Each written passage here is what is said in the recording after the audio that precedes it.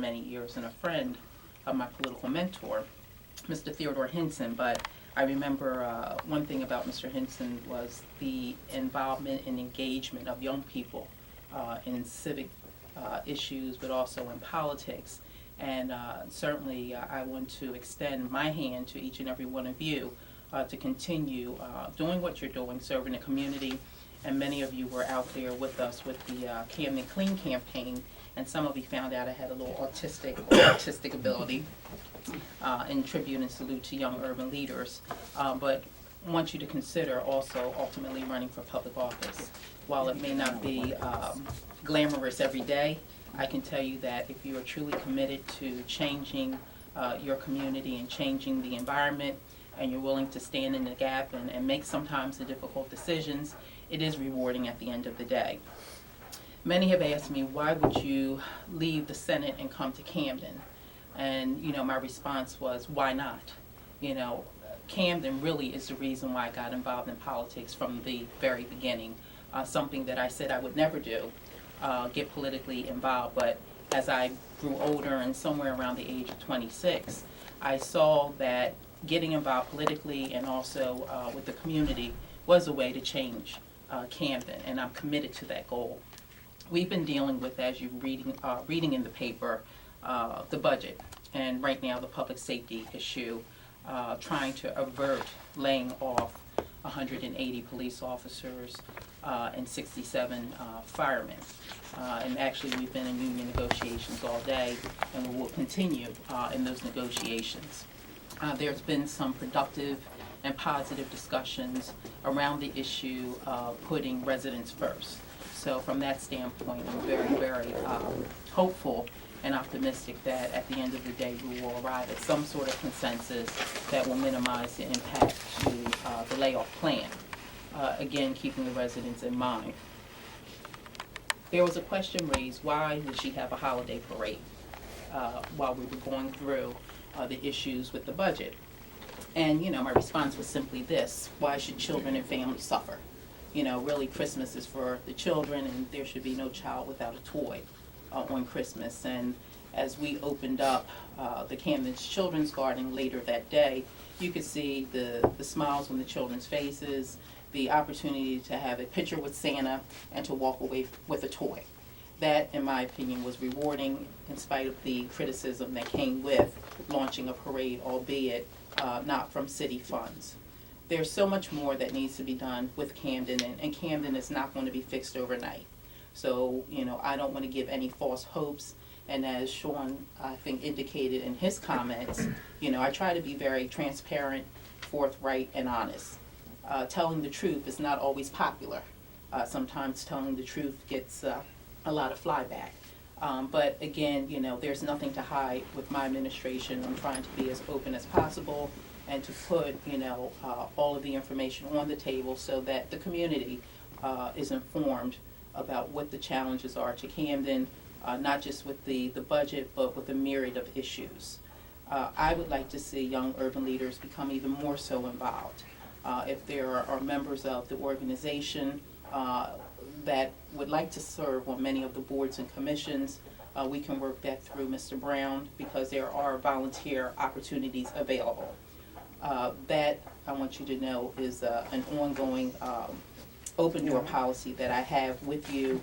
And as Sean mentioned, he was appointed earlier this year as a member to the Board of Education. He came in, he interviewed with a committee that was selected, a committee of educators, and we made the process non-political. And we brought in people that were educators and had a background in what the issues of the day were affecting urban centers.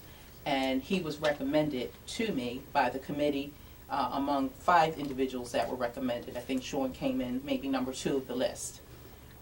There were individuals that don't appoint Sean. I said, why not? He's prepared, he's ready, and I think he can accept this challenge.